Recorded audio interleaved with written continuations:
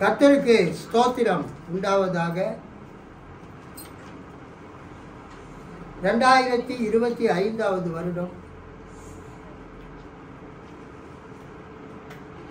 April 6ஆம் தேதி ஒரு சந்தியின் 5ஆம் ஞாயிற்றுக்கிழமையாகிய ஜூடிகா 5th சண்டே இன் லென்ட் என்று அழைக்கப்படக்கூடிய இந்த ஞாயிற்றுக்கிழமையிலே வாசிக்கும்படியாக கொடுக்கப்பட்டிருக்கிற வேத பகுதி எபிரேயர் 7ஆம் அதிகாரம் 22 முதல் 28 வரை. எபிரேயர் 7ஆம் அதிகாரம் 22 முதல் 28 வரை. அவ்வளவு விசேஷித்த உடன்படிக்கைக்கு பிணையாளியானார்.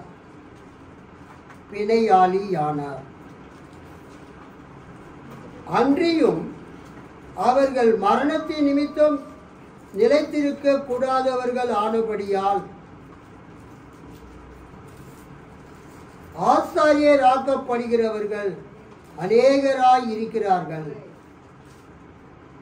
இவரோ என்றென்றைக்கும் நிலைத்திருக்கிறபடியினாலே மாறி போகாத ஆசாரியத்துவம் உள்ளவராய் இருக்கிறார். மேலும் தமது மூலமாய் தேவனிடத்தில் சேருகிறவர்களுக்காக வேண்டுதல் செய்யும்படிக்கு அவர் எப்பொழுதும் உயிரோடு இருக்கிறவர் ஆகையால் அவர்களை முற்றும் முடிய ரட்சிக்க வல்லவராயும் இருக்கிறார். பரிசுத்தரும் குற்றமற்றவரும் மாசு இல்லாதவரும் பாவிகளுக்கு விலகினவரும் வானங்களிலும் உயர்ந்தவருமாய் இருக்கிற இவ்விதமான பிரதான ஆசாரியரே நமக்கு ஏற்றவராய் இருக்கிறார். அவர் பிரதான ஆசாரியர்களைப் போல முன்பு சொந்த பாவங்களுக்காகவும் பின்பு ஜனங்களுடைய பாவங்களுக்காகவும் நாடோறும் பலியிட வேண்டுவதில்லை. ஏனெனில் தம்மை தாமே பலியிட்டதினாலே இதை ஒரே தரம் செய்து முடித்தார். நியாயப்பிரமாணமானது பலவீனமுள்ள மனுஷர்களை பிரதான ஆசாரியராக ஏற்படுத்துகிறது. நியாயப்பிரமாணத்திற்கு பின்பு உண்டான ஆணையோடே விளங்கிய வசனமோ என்றென்றைக்கும் பூரணரான குமாரனை ஏற்படுத்துகிறது. அல்லேலூயா, அல்லேலூயா, அல்லேலூயா. கண்களை மூடிட்டு மகா பரிசுத்தமும் கிருபையும் மிகுந்த எங்கள் பரம தந்தையே, எங்கள் அன்பின் ஆண்டவரும் இரட்சகருமாகிய இயேசுவின் நாமத்தில் உம்மை நோக்கி நாங்கள் ஜெபிக்கிறோம். எங்களோடு பேசுவீராக. A great covenant, a better covenant, ஒரு மாபெரும் உடன்படிக்கை, ஒரு மேலான உடன்படிக்கையை குறித்து நாங்கள் இன்றைக்கு பார்க்க போகிறோம். இந்த உடன்படிக்கையை ஏற்படுத்தினவர் கர்த்தராகிய இயேசு கிறிஸ்து. இந்த உடன்படிக்கைக்கு ஷூரிட்டி கேரண்டராக இருக்கிறவர் கர்த்தராகிய இயேசு கிறிஸ்து. இந்த நல்ல நேரத்திலே உமது செய்தியை நாங்கள் கேட்க உதவி செய்யும். இயேசுவின் நாமத்தில் பிதாவே, ஆமென்.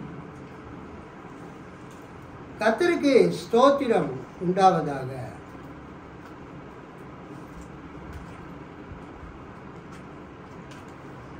பைபிள் பரிசுத்த வேத புத்தகம் 2 பகுதிகளாக இருக்கிறது. ஒன்று பழைய உடன்படிக்கை, இரண்டாவது புதிய உடன்படிக்கை. நம்முடைய பைபிளில் பார்த்தீங்கன்னா இது பழைய ஏற்பாடு என்று அச்சிடப்பட்டிருக்கும். பழைய ஏற்பாடும் புதிய ஏற்பாடும் அடங்கிய பரிசுத்த வேதாகமம். இது எபிரேயு கிரேக்கு என்னும் மூல பாஷைகளில் இருந்து தமிழில் மொழிபெயர்க்கப்பட்டது.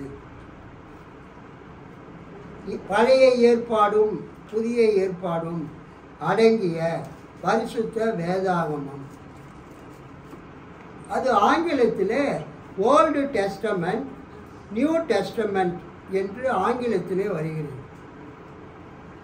டெஸ்டமெண்ட் என்ற வார்த்தை டெஸ்டமெண்டம் என்ற லத்தீன் வார்த்தையிலிருந்து வந்தது. டெஸ்டமெண்டம், டெஸ்டமெண்ட் என்பது அது ஒரு உயில், ஒரு வில், மரண சாசனத்தை குறிக்கக்கூடிய அது வார்த்தையாக இருந்தாலும் அந்த ஏற்பாடு என்பது அக்ரிமெண்ட்டை குறிப்பிடுகிறது, கவனன்ட்டை குறிப்பிடுகிறது, உடன்படிக்கையை குறிப்பிடுகிறது. அல்லேலூயா சொல்லாமா? பழைய உடன்படிக்கை, புதிய உடன்படிக்கை, அதுதான் பழைய ஏற்பாடு, புதிய ஏற்பாடு. இந்த பழைய உடன்படிக்கை சீனாய் மலையில் யாத்திராகமம் 19வது அதிகாரத்தில் கர்த்தர் செய்த உடன்படிக்கை, இஸ்ரவேல் மக்களோடு கர்த்தர் செய்த உடன்படிக்கையை குறிக்கிறது. அது யாத்திராகமம் 19வது அதிகாரம். யாத்திராகமம் 19வது அதிகாரம் நீங்கள் பார்த்தீர்கள் என்றால் 4ஆம் வசனம் நான் படிக்கிறேன், கவனிங்க. நான் எகிப்தியருக்கு செய்ததையும் நான் உங்களை கழுகுகளுடைய சட்டைகளின் மேல் சுமந்து உங்களை என்னண்டையிலே சேர்த்து கொண்டதையும் நீங்கள் கண்டிருக்கிறீர்கள். இப்பொழுது நீங்கள் என் வாக்கை உள்ளபடி கேட்டு என் உடன்படிக்கையை கைக்கொள்வீர்களானால் சகல ஜனங்களிலும் நீங்களே எனக்கு சொந்த சம்பத்தாய் இருப்பீர்கள். பூமியெல்லாம் என்னுடையது. நீங்கள் எனக்கு ஆசாரிய ராஜ்யமும் பரிசுத்த ஜாதியுமாய் இருப்பீர்கள் என்று நீ இஸ்ரவேல் புத்திரரோடு சொல்ல வேண்டிய வார்த்தைகள் என்றார். 5ஆம் வசனம் மிக முக்கியமானது. இப்பொழுது நீங்கள் என் வாக்கை உள்ளபடி கேட்டு என் உடன்படிக்கையை கைக்கொள்வீர்களானால், என் உடன்படிக்கையை கைக்கொள்வீர்களானால், if you keep my covenant. அந்த covenant என்ற வார்த்தைக்கு எபிரேய மொழியில் பெரித், BERITH, பெரித் என்ற எபிரேய வார்த்தை அங்கு வருகிறது. கடவுள் ஒரு மனிதனோடு உடன்படிக்கை செய்கிறார், கடவுள் மக்களோடு உடன்படிக்கை செய்கிறார். அல்லேலூயா. கடவுள் ஆபிரகாமோடு உடன்படிக்கை செய்தார், அதுக்கு பெயர் ஆபிரகாமின் உடன்படிக்கை என்று பெயர். இங்கு கர்த்தர் சீனாய் மலையில் இஸ்ரவேல் மக்களோடு உடன்படிக்கை செய்தார். இது சைனாய்டிக் கவனன்ட், கர்த்தர் சீனாய் மலையிலே செய்த உடன்படிக்கை, இஸ்ரவேல் மக்களோடு கடவுள் செய்த உடன்படிக்கை. புதிய ஏற்பாட்டில் மத்தேயு 26வது அதிகாரம் 26ஆம் வசனத்தை நீங்கள் பார்ப்பீர்கள் என்றால் நீங்கள் என்ன பார்க்கலாம்? 28ஆம் வசனம் 27லேருந்தே படிக்கிறோம். பின்பு பாத்திரத்தையும் எடுத்து ஸ்தோத்திரம் பண்ணி அவர்களுக்கு கொடுத்து, நீங்கள் எல்லாரும் இதிலே பானம் பண்ணுங்கள், இது பாவ மன்னிப்பு உண்டாகும்படி அநேகருக்காக சிந்தப்படுகிற புது உடன்படிக்கைக்குரிய என்னுடைய இரத்தமாய் இருக்கிறது. அல்லேலூயா. புது உடன்படிக்கை, நியூ கவனன்ட், புது உடன்படிக்கை, நியூ கவனன்ட். இங்கு உடன்படிக்கைக்கு டயாதெக்கே என்ற வார்த்தை வருகிறது. உடன்படிக்கைக்கு கிரேக்க வார்த்தை டயாதேகே. இரத்தத்தினால் ஆகிய இது பாவ மன்னிப்பு உண்டாகும்படி அநேகருக்காக சிந்தப்படுகிற புது உடன்படிக்கைக்குரிய என்னுடைய இரத்தமாக இருக்கிறது. கர்த்தருக்கு ஸ்தோத்திரம். புது உடன்படிக்கையினுடைய இரத்தமாக இயேசு கிறிஸ்து இந்த திருவிருந்தில் நமக்கு கொடுக்கிறதை நாம் பார்க்கிறோம். கர்த்தருக்கு ஸ்தோத்திரம். 2 கொரிந்தியர் 3வது அதிகாரத்தில் நாம் என்ன பார்க்கிறோம்? 14ஆம் வசனம், பக்கம் 247. அவர்களுடைய மனது கடினப்பட்டது, இந்நாள் வரைக்கும் பழைய ஏற்பாடு வாசிக்கப்படுகையில் அந்த முக்காடு நீங்காமல் இருக்கிறது. அது கிறிஸ்துவினாலே நீக்கப்படுகிறது. மோசேயின் ஆகமங்கள் வாசிக்கப்படும்போது இந்நாள் வரைக்கும் முக்காடு அவர்கள் இருதயத்தின் மேல் இருக்கிறது. அவர்கள் கர்த்தரிடத்தில் மனம் திரும்பும்போது அந்த முக்காடு எடுபட்டு போகும். கர்த்தரே ஆவியானவர். கர்த்தருடைய ஆவி எங்கேயோ அங்கே விடுதலையும் உண்டு. ஒரு அல்லேலூயா சொல்லாமா? அல்லேலூயா. இந்நாள் வரைக்கும் பழைய ஏற்பாடு வாசிக்கப்படுகையில், இங்கு பழைய ஏற்பாடு என்ற ஒரு வார்த்தையை நாம் பார்க்கிறோம். நாம் வாசித்த இந்த எபிரேயர் புஸ்தகத்தில் பழைய ஏற்பாட்டிற்கும் புதிய ஏற்பாட்டுக்கும் உள்ள வித்தியாசம் கொடுக்கப்பட்டிருக்கிறது. பழைய ஏற்பாட்டுக்கும் புதிய ஏற்பாட்டுக்கும் உள்ள வித்தியாசம் இங்கு கொடுக்கப்பட்டிருக்கிறது. 22ஆம் வசனம், அவ்வளவு விசேஷித்த உடன்படிக்கைக்கு பிணையாளியானார். பழைய உடன்படிக்கை, புதிய உடன்படிக்கை. புதிய உடன்படிக்கை எப்படிப்பட்ட உடன்படிக்கையாய் இருக்கிறது? விசேஷித்த உடன்படிக்கையாய் இருக்கிறது. அல்லேலூயா சொல்லாமா? பழைய உடன்படிக்கையை விட இந்த புதிய உடன்படிக்கை எப்படிப்பட்ட உடன்படிக்கையாக இருக்கிறது? விசேஷித்த உடன்படிக்கையாக இருக்கிறது. திருவிவிலியம் பொது மொழிபெயர்ப்பு. இவ்வாறு இயேசு எவ்வளவு சிறந்த உடன்படிக்கைக்கு காப்புறுதி அளிப்பவராய் இருக்கிறார்.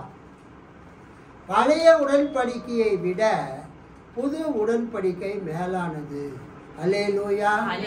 பழைய ஏற்பாட்டிலே சீனாய் மலையிலே மோசேயின் மூலமாக கர்த்தர் அந்த 10 கட்டளையை, அந்த நியாய பிரமாணத்தை இஸ்ரவேல் மக்களுக்கு கொடுத்து அவர்களோடு உடன்படிக்கை செய்தார். பழைய உடன்படிக்கைக்கு அடையாளம் 10 கற்பனைகள், அந்த 2 கற்பனைகள். பழைய உடன்படிக்கை எதை அடிப்படையாக கொண்டது? நியாயப்பிரமாணத்தை அடிப்படையாக கொண்டது. மோசே கொடுத்த நியாயப்பிரமாணத்தை அடிப்படையாக கொண்டது பழைய உடன்படிக்கை. சீனாய் மலையிலே கர்த்தர் அதை மோசேயின் மூலமாக இஸ்ரவேல் மக்களுக்கு கொடுத்தார். ஆனால் சிறந்த உடன்படிக்கை என்று அழைக்கப்படக்கூடிய இந்த மேலான உடன்படிக்கை யாரால் ஏற்படுத்தப்பட்டது? இயேசு கிறிஸ்துவால் ஏற்படுத்தப்பட்டது. யூதர்கள் பழைய உடன்படிக்கைக்கு உட்பட்டவர்கள், கிறிஸ்தவர்கள் புதிய உடன்படிக்கைக்கு உட்பட்டவர்கள். கிறிஸ்தவர்களாகிய நாம் இயேசு கிறிஸ்து ஏற்படுத்தின புதிய உடன்படிக்கையின் மக்களாக நாம் இருக்கிறோம். அல்லேலூயா. இந்த புதிய உடன்படிக்கை எப்படிப்பட்டது? விசேஷித்த உடன்படிக்கை. இது ஒரு மேலான உடன்படிக்கை. greater covenant than the old covenant. இந்த புதிய உடன்படிக்கைக்கு பிணையாளி. இந்த புதிய உடன்படிக்கைக்கு காப்புறுதி அளிப்பவர் இயேசு கிறிஸ்து. நீங்கள் ஏதாவது ஒரு பொருள் வாங்கினீங்கன்னா அல்லது லோன் வாங்கினீங்கன்னா யாராவது ஒருத்தர் வந்து என்ன போடணும்? ஷூரிட்டி போடணும். அதுக்கு என்ன பேர்? பிணையாளி, காப்புறுதி அளிப்பவர். இந்த புதிய உடன்படிக்கையை ஏற்படுத்தினவர் ஆண்டவராகிய இயேசு கிறிஸ்து. அந்த புதிய உடன்படிக்கையை கடைபிடிக்கிற மக்களை காப்பாற்றுவேன், ரட்சிப்பேன் என்று காப்புறுதி அளிப்பவர் கர்த்தராகிய இயேசு கிறிஸ்து. மிகவும் அருமையான ஒரு வேத பங்கு.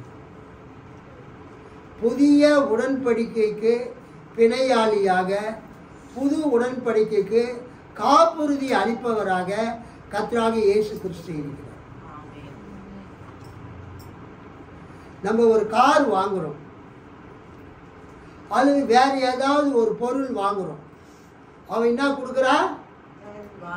Guarantee card. அந்த கேரண்டி பீரியட் முடியறதுக்குள்ள அந்த காரில் ஏதாவது நம்ம மாற்றணும்னா அந்த காரை தயாரித்தவன் என்ன பண்ணுறான்? ஃப்ரீயாகவே அந்த பார்ட்டை ரீப்ளேஸ் பண்ணி நமக்கு கொடுக்குறான். அந்த முழு காருக்கும் அவன் காப்புறுதி கொடுக்குறான், ஷூரிட்டி கொடுக்குறான், கேரண்டி கொடுக்குறான். அந்த வார்த்தை தான் 22 வருகிறது. இந்த புதிய உடன்படிக்கைக்கு, இந்த சிறப்பான உடன்படிக்கைக்கு, இந்த நியூ கவர்னன்ட்டுக்கு ஃபவுண்டர் யார்? இதை ஸ்தாபித்தவர் யார்? புதிய உடன்படிக்கையை ஏற்படுத்தினவர் யார்? கர்த்தராகிய இயேசு கிறிஸ்து. அவர் ஏற்படுத்தினவர் மட்டுமல்ல, அந்த புதிய உடன்படிக்கைக்கு கேரண்டி கொடுக்கிறவராய் இருக்கிறார். அல்லேலூயா. இயேசுவை ஏற்றுக்கொண்ட அத்தனை பேருமே யாருடைய கேரண்டிக்குள்ள வந்திருக்கிறாங்க? ஒரு அல்லேலூயா சொல்லுங்க. எவ்வளவு மகிழ்ச்சியான காரியம் பார்த்தீங்களா? இயேசுவை யாரெல்லாம் ஏற்றுக்கொண்டு இருக்கிறாங்களோ, இயேசுவை விசுவாசித்து யாரெல்லாம் ஞானஸ்தானம் பெற்றிருக்கிறார்களோ அத்தனை பேர்களையும் காப்பாற்றுவேன் என்கிற ஒரு கேரண்டியை, நீங்கள் எல்லாரும் என்னுடைய மக்கள், you are all my people, என்னுடைய ஜனம் என்கிற கேரண்டியை கர்த்தர் உங்களுக்கு கொடுத்திருக்கிறார். நம்ம அறிப்பிரியா, நீங்க இப்ப யாருடைய ஜனமா மாறி இருக்கிறீங்க? ஆண்டவருடைய பிள்ளையாக, கர்த்தருடைய பிள்ளையாக, தேவனுடைய ஜனமாக நீங்கள் மாறி இருக்கிறீர்கள். பழைய உடன்படிக்கையை ஏற்றுக்கொண்ட மக்களை பார்த்து கர்த்தர் சொல்றாரு, பழைய உடன்படிக்கையை ஏற்றுக்கொண்ட மக்களை பார்த்து கர்த்தர் என்ன சொல்றாருன்னா, நல்லா கவனிங்க. இப்பொழுது நீங்கள் என் வாக்கை உள்ளபடி கேட்டு என் உடன்படிக்கையை கை கொள்வீர்களானால் சகல ஜனங்களிலும் நீங்களே எனக்கு சொந்த சம்பத்தாய் இருப்பீர்கள். பூமியெல்லாம் என்னுடையது. நீங்கள் எனக்கு ஆசாரிய ராஜ்யமும் பரிசுத்த ஜாதியுமாய் இருப்பீர்கள் என்று நீ இஸ்ரவேல் புத்திரரோடு சொல்ல வேண்டிய வார்த்தைகள் என்றார். பழைய உடன்படிக்கையை ஏற்றுக்கொண்ட அந்த இஸ்ரவேலர்களை பார்த்து கர்த்தர் சொன்னார், சகல ஜனங்களிலும் நீங்களே எனக்கு சொந்த பொசிஷன், சொந்த ப்ராப்பர்ட்டி, சம்பத்தாய் இருப்பீர்கள். பூமியெல்லாம் என்னுடையது.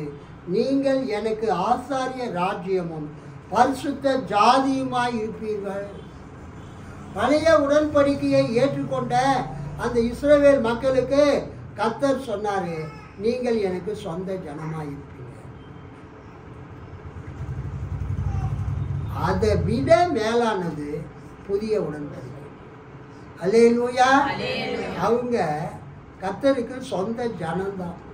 ஆனா நீங்க யாரு? கர்த்தருடைய பிள்ளைகள். கை கட்டி ஆண்டவர் மகிழ்ச்சி.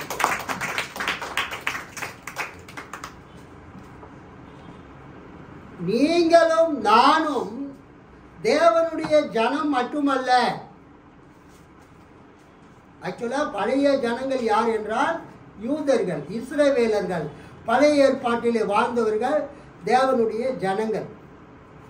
ஆனால் புதிய ஏற்பாட்டிலே இயேசு கிறிஸ்து ஏற்படுத்தின இந்த புதிய ஏற்பாட்டிலே அவரை விசுவாசித்து ஞானஸ்தானம் பெற்று அவருடைய சபைக்கு வரக்கூடிய மக்கள் அத்தனை பேருமே யாராய் இருக்கிறார்கள்? The new people of God. தேவனுடைய புதிய ஜனங்களாய் இருக்கிறீர்கள். நீங்க யாராய் இருக்கிறீங்க? New people of God. பழைய ஜனங்கள் யாரு? பழைய ஏற்பாட்டில் இஸ்ரவேலர், பழைய உடன்படிக்கைக்கு உட்பட்டவர்கள். ஆனால் கிறிஸ்தவர்கள், இயேசுவை ஏற்றுக்கொண்டவர்கள், ஞானஸ்நானம் பெற்று சபைக்கு வந்து இயேசுவை ஆராதிக்கிறவர்கள் யார்? தேவனுடைய புதிய ஜனங்களாக இருக்கிறார்கள். இவங்க not only just new people of God, they are all sons and daughters of God. Hallelujah. இந்த யோவான் 1ஆம் அதிகாரத்தை நீங்க பார்த்தீங்கன்னா, நம்ம வந்து சாதாரண ஏதோ சபைக்கு வரக்கூடிய ஒரு ஜனக்கூட்டம் என்ற அர்த்தம் அல்ல. நாம் யாராய் இருக்கிறோம்? இயேசுவி தேவனுடைய பிள்ளைகளாய் இருக்கிறோம். இயேசுவை நாம் விசுவாசித்து ஏற்றுக்கொண்டதினாலே நாம் யாராய் இருக்கிறோம்? அவருடைய பிள்ளைகளாய் இருக்கிறோம். 12ஆம் வசனம், அவருடைய நாமத்தின் மேல், இயேசுவின் நாமத்தின் மேல் விசுவாசம் உள்ளவர்களாய் அவரை ஏற்றுக்கொண்டவர்கள் எத்தனை பேர்களோ அத்தனை பேர்களும் தேவனுடைய பிள்ளைகளாகும்படி அவர்களுக்கு அதிகாரம் கொடுத்தார். அவர்கள் இரத்தத்தினாலாவது மாம்ச சித்தத்தினாலாவது புருஷனுடைய சித்தத்தினாலாவது பிறவாமல் தேவனாலே பிறந்தவர்கள். ஞானஸ்நானம் எடுத்த பிறகு நீங்க தேவனுடைய ஜனங்களாய் மட்டும் மாறவில்லை, நீங்கள் யாராக மாறுகிறீர்கள்? தேவனுடைய பிள்ளைகளாக. ஸ்லோச்சனம்மா, நீங்க யாராக மாறுகிறீர்கள்? தேவனுடைய பிள்ளைகளா மாறுறீங்க.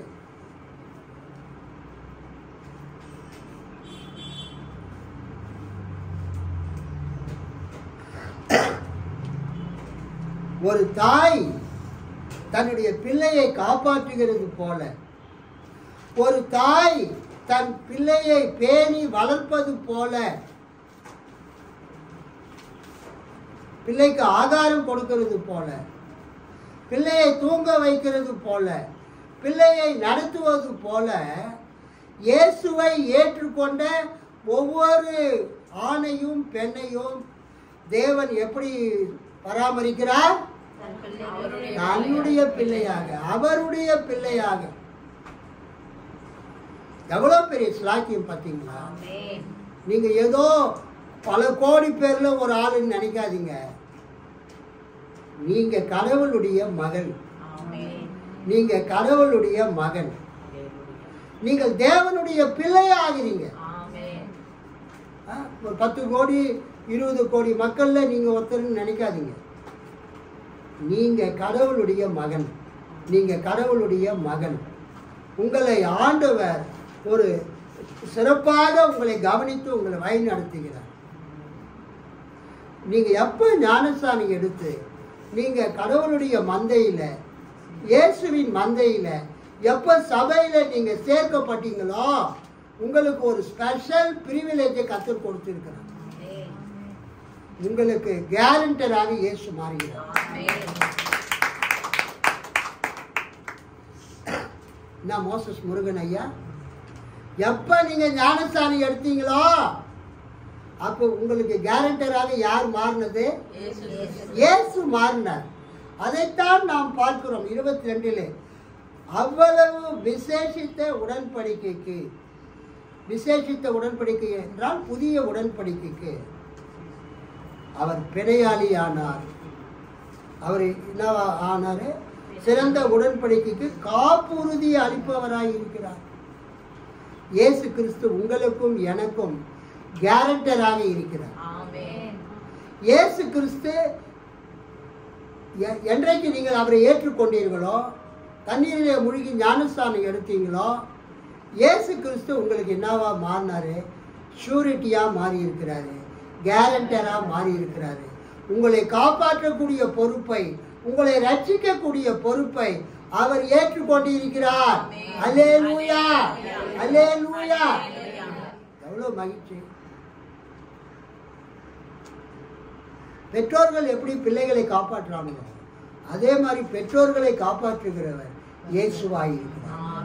பிள்ளைகளையும் காப்பாற்றுகிறவர் இயேசுவாய் இருக்கிறார். உங்களுக்கு ஷூரிட்டியாக, உங்களுக்கு கேரண்டராக இயேசு இருக்கிறார். எவ்வளோ பெரிய மகிழ்ச்சி! அவர் சொல்கிறார், நீங்கள் லோன் வாங்கின இடத்துல ஜான் மதியழகன் அந்த லோனை கட்டலன்னா இயேசுவாகிய நான் அதை கட்டி முடிச்சிடுறேன். கை கட்டுங்க.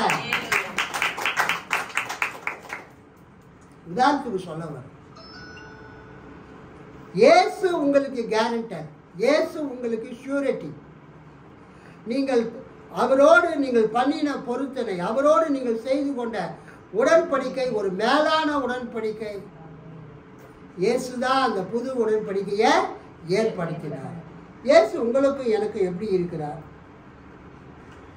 23ஆம் வசனம், எபிரேயர் 7:23.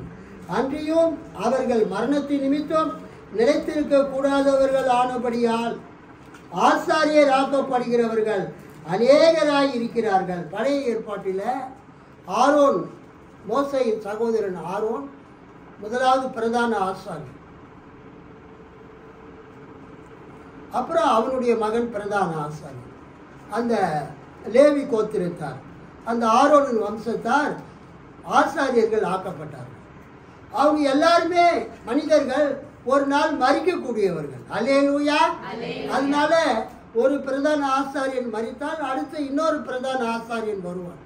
அப்படியா எண்ட்லெஸ்லி ஆசாரியர்கள் மாறிக்கொண்டே வருவார்கள். ஆனால் இயேசு எப்படிப்பட்டவராக இருக்கிறார்? 24ஆம் வசனம், இவரோ என்பது இயேசுவை குறிக்கிறது. இயேசுவோ என்றென்றைக்கும் நிலைத்திருக்கிறபடியினாலே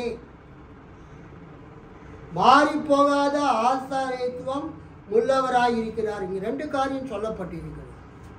இயேசு கிறிஸ்து எப்படி இருக்கிறார்? அவர் என்றென்றைக்கும் நிலைத்திருக்கிறார். அல்லேலூயா. He is always living. He is living forever. இயேசு கிறிஸ்துவுக்கு என்ன கிடையாது? முடிவு கிடையாது. இவர் என்றென்றைக்கும் நிலைத்திருக்கிறபடியினால், இயேசு என்றைக்கும் நிலைத்திருக்கிறார். இவரோ என்றென்றும் நிலைத்திருப்பதால் மாறாத குருத்துவ பணியை பெற்றுள்ளார். ஆதலின் தம் வழியாக கடவுளிடம் வருபவரை அவர் முற்றும் மீட்க வல்லவராய் இருக்கிறார். அவர்களுக்காக பரிந்து பேசுவதற்கென என்றுமே உயிர் வாழ்கிறார். அல்லேலூயா. இது புதிய ஏற்பாட்டில் மிகவும் முக்கியமான வசனம். இவரோ, எபிரேயர் 7:24, இவரோ என்றென்றைக்கும் நிலைத்திருக்கிறபடியினாலே மாறி போகாத ஆசாரியத்துவம் உள்ளவராய் இருக்கிறார். இயேசு கிறிஸ்து என்றென்றைக்கும் நிலைத்திருக்கிறார். எபிரேயர் 13ஆம் அதிகாரத்தில் இந்த வசனம் இருக்குது, முக்கியமான வசனம்.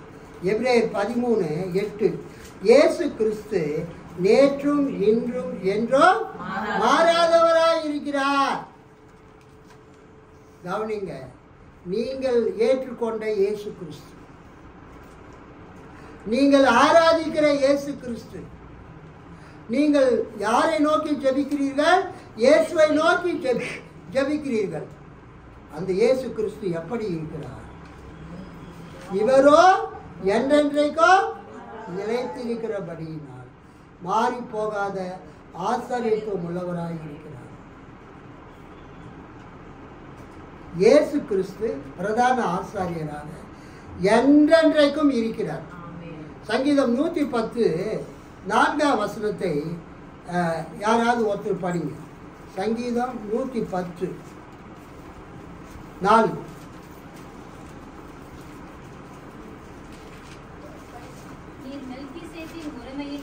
நீர் மெல்கிசேதேக்கின் முறைமையின்படி என்றென்றைக்கும் ஆசாரியராய் இருக்கிறீர் மனம் மாறாமலும் இருப்பார். என்றென்றைக்கும் ஆசாரியராய் இருக்கிறார் இயேசு. இயேசு எப்படி இருக்கிறாருங்க? என்றென்றைக்கும் அவர் ஆசாரியராய் இருக்கிறார். என்றென்றைக்கும் அவர் நிலைத்து இருக்கிறார். ஆசாரியர்கள், பிரதான ஆசாரியர் தன்னுடைய பாவங்களுக்காகவும் மக்களுடைய பாவங்களுக்காகவும் பிதாவை நோக்கி ஜெபம் செய்வார், கடவுளை நோக்கி ஜெபம் செய்வார். ஆனா இயேசு கிறிஸ்து அவர் பாவமே செய்யாதவர். அல்லேலூயா. அது 26 பார்க்கிறோம். அதுக்கு முன்னால 25 பாருங்க. தமது மூலமாய் தேவனிடத்தில் சேருகிறவர்களுக்காக வேண்டுதல் செய்யும்படிக்கு அவர் எப்பொழுதும் உயிரோடு இருக்கிறவராகையால் அவர்களை முற்றும் முடிய ரட்சிக்க வல்லவருமாய் இருக்கிறார். அல்லேலூயா. கவனிங்க, அர்ச்சிஷ்ட மரி என்னது?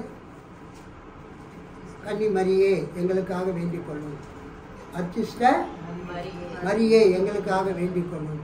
புனித அந்தோனியாரே எங்களுக்காக வேண்டிக் கொள்ளும் அப்படின்னு சொல்லிட்டு ரோமன் கத்தோலிக்க திருச்சபையினர் ஜெபிக்கிறார். அவங்க மட்டும் ஜெபிக்கல, நமக்கு தெரிஞ்சது ரோமன் கத்தோலிக்க சபையினர் ஜெபிக்கிறாங்க. கேரளாவில் ஆர்த்தடாக்ஸ் சர்ச் இருக்கு, சிரியன் ஆர்த்தடாக்ஸ் வைதிக திருச்சபை. அவங்களும் மாதா கிட்ட ஜெபம் பண்ணுவாங்க, புனிதர்கள் கிட்ட ஜெபம் பண்ணுவாங்க. ஆனால் இந்த வசனத்தில் என்ன பார்க்கிறோம் என்றால், தமது மூலமாய் தேவனிடத்தில் சேருகிறவர்களுக்காக வேண்டுதல் செய்யும்படிக்கு அவர் எப்பொழுதும் உயிரோடு இருக்கிறவராகியார் அவர்களை முற்றும் முடிய ரட்சிக்க வல்லவராயும் இருக்கிறார். அல்லேலூயா. எனக்கு தெரிஞ்ச வரைக்கும் பைபிள்ல எந்த இடத்துலையும் நீங்க கன்னி மரியாள் எடுத்துலோ புனிதர்கள் எடுத்துலோ போய் வேண்டிக் கொள்ளுங்கள் என்று எங்கேயுமே இல்லை, சொல்லப்படலை. ஆனால் அது மாதிரி ஒரு ப்ராக்டிஸ் வந்து விட்டது.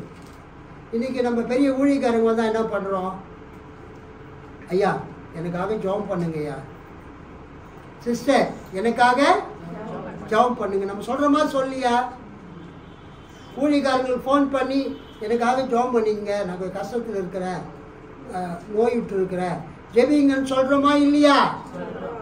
அதே மாதிரி மரியாள், இயேசுவின் தாயாகிய மரியாள் வாழ்ந்த காலத்தில் நிறைய பேர் அந்த அம்மா கிட்ட ஜெபம் பண்ணிக்கிட்டாங்க. யார்கிட்ட? மரியாள் கிட்ட. அவங்களுக்கு என்னன்னா, இயேசுவின் தாய் இவங்க நமக்காக ஜெபம் பண்ணா யார் ஜெபத்தை கேட்குறாரோ இல்லையோ ஆண்டவரே அவங்க அம்மா ஜெபத்தை கேட்பாரு, நமக்கு ரட்சிப்பு கிடைக்குன்ட்டு நிறைய பேர் மரியாள் கிட்ட போய் நம்ம ஜஸ்ட் பாஸ்டர்ங்க கிட்ட கேட்குற மாதிரி, ஊழியக்கார சகோதரிகிட்ட கேட்குற மாதிரி அந்த காலத்தில் கேட்டுருக்குறாங்க. அந்த பழக்கம் அப்படியே வந்துருச்சு, வேற ஒன்றும் இல்லை. ஜஸ்ட் எங்களுக்காக ஜெபிங்க அப்படின்னு கேட்ட பழக்கம் மரியாள் மரித்த பிறகு கூட அந்த மரித்த மரியாதை நோக்கி ஜெபிக்கிற பழக்கம் வந்து விட்டது. அதே மாதிரி புனிதர்களை நோக்கி ஜெபிக்கிற பழக்கமும் வந்து விட்டது. ஆனால் இந்த வசனம் என்ன போட்டிருக்குதுன்னா 25, தமது மூலமாய் தேவனிடத்தில் சேருகிறவர்களுக்காக வேண்டுதல் செய்யும்படிக்கு அவர் எப்பொழுதும் உயிரோடு இருக்கிறவராகினார் அவர்களை முற்றும் முடிய ரட்சிக்க வல்லவராய் இருக்கிறார். ஒரு அல்லேலூயா சொல்லாமா?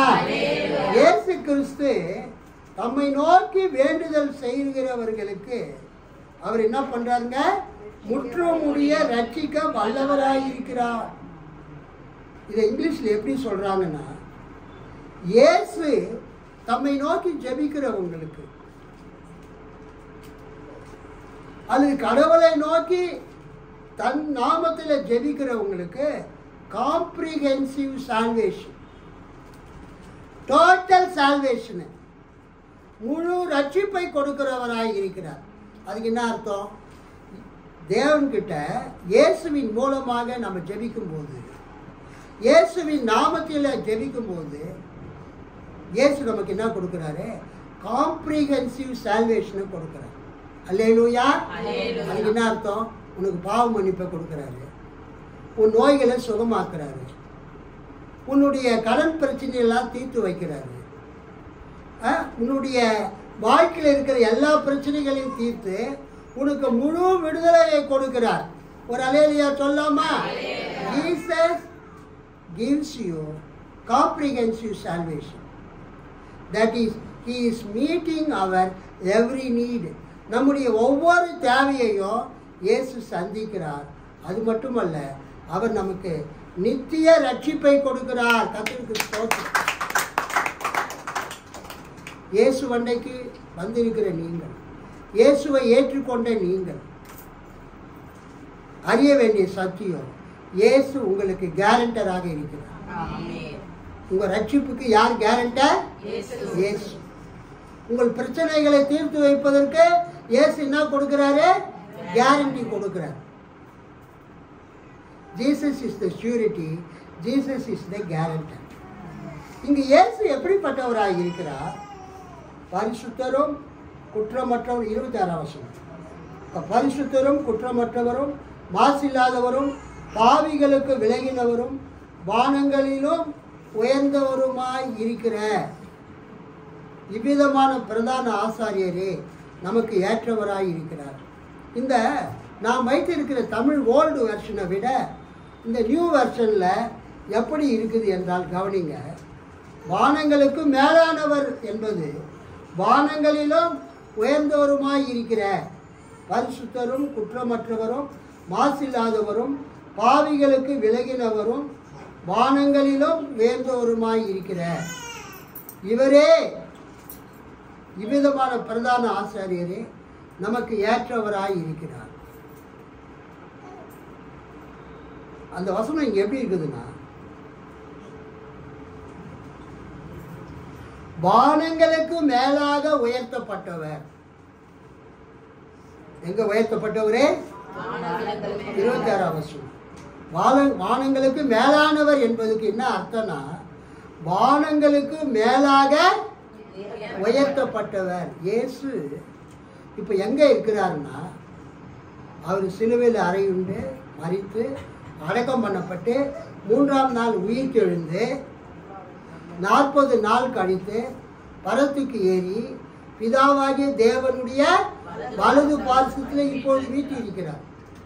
அங்கிருந்து நமக்காக அவர் பிதாவின் இடத்திலே அவர் வேண்டுதல் செய்து கொண்டிருக்கிறார். ஸோ வானங்களுக்கு மேலாக உயர்த்தப்பட்டவர்,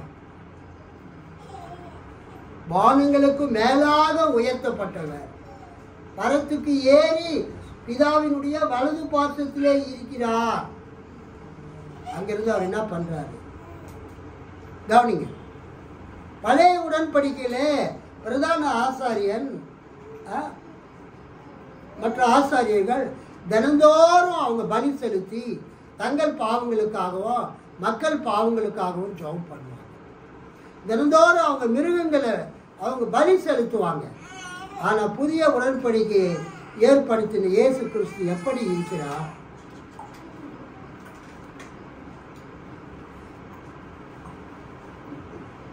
ஏனெனில் தம்மை தாமே பலியிட்டதினாலே இதை ஒரே தரம் செய்து முடித்தார். அல்லேலூயா. பழைய உடன்படிக்கையில் தினந்தோறும் காலையில் 9 மணிக்கு சாயந்தரம் 3 மணிக்கு அவங்க காலை பலி அந்தி பலியில் பலி செலுத்தி கொண்டே இருப்பாங்க. தங்கள் பாவங்களுக்காகவும் மக்களுடைய பாவங்களுக்காகவும் பாவ மன்னிப்புக்காக ஜெபம் பண்ணாங்க. ஆனால் இயேசு என்ன பண்ணாருன்னா, ஒரே ஒரு தரம் அந்த கொல்கதாவில் அந்த கல்வாரியில் தன்னையே அவர் பலியாக செலுத்தினார். பழைய உடன்படிக்கையை விட புதிய உடன்படிக்கை ஏன் மேலானது? அவங்கெல்லாம் ஜனங்களுடைய பாவங்களுக்காகவும் தங்களுடைய பாவங்களுக்காகவும் நாள்தோறும் பலி செலுத்துவார்கள். ஆனால் புதிய உடன்படிக்கையின் ஸ்தாபகராகிய காப்புறுதி அளிப்பவராகிய இயேசு என்ன செய்கிறார்? தம்மை தாமே பலியிட்டதனால இதை ஒரே தரம் செய்து முடித்தார். அல்லேலூயா. 28 பழைய ஏற்பாட்டுக்கும் புதிய ஏற்பாட்டுக்கும் உள்ள வித்தியாசத்தை கூறுகிறது. நியாய பிரமாணமானது, அதாவது மோசேயின் உடன்படிக்கையானது, மோசேயின் உடன்படிக்கையின் மூலமாக ஏற்பட்ட அந்த பழைய உடன்படிக்கையினால் ஏற்பட்ட நியாய பிரமாணது பலவீனம் உள்ள மனுஷர்களை பிரதான ஆசாரியராக ஏற்படுத்துகிறது. நியாய பிரமாணத்திற்கு பின்பு உண்டான ஆணையோடே விளங்கின வசனமோ என்றென்றைக்கும் பூர்ணரான குமாரனை ஏற்படுத்துகிறது. அல்லேலூயா. இந்த அருமையான இந்த காலை நேரத்தில் இயேசு கிறிஸ்து எப்படிப்பட்டவராக இருக்கிறார்? அந்த பழைய உடன்படிக்கையை விட மேலான உடன்படிக்கையை ஸ்தாபித்தவராக இருக்கிறார். அல்லேலூயா. கர்த்தருக்கு ஸ்தோத்திரம். தலைமை குருக்கள் செய்வது போல முதலில் தம்முடைய பாவங்களுக்காகவும் பின்னர் மக்களுடைய பாவங்களுக்காகவும் இவர் நாள்தோறும் பலி செலுத்த தேவையில்லை. ஏனெனில் தம்மை தாமே பலியாக செலுத்தி இதை ஒரே ஒரு முறைக்குள் செய்து முடித்தார். ஒரே ஒரு தடவை தான் இயேசு சிலுவையில் மரித்தார். அல்லேலூயா. திரும்ப திரும்ப இயேசு சிலுவையில் அறையப்பட தேவையில்லை. ஒரே ஒரு தடவை அவர் சிலுவையில் தம்மையே பலியாக செலுத்தி இப்பொழுது பிதாவினுடைய வலது பாசத்தில் உட்கார்ந்து அவர் மூலமாய் தேவனிடத்தில் வருகிறவர்களுக்காக அவர் வேண்டுதல் செய்து கொண்டிருக்கிறார். அதன் மூலமாக முற்றும் முடிய உங்களையும் என்னையும் இயேசு ரட்சிக்க வல்லவராய். ஆமென். கர்த்தர் உங்களை ஆசீர்வதிப்பாராக. ஆமென்.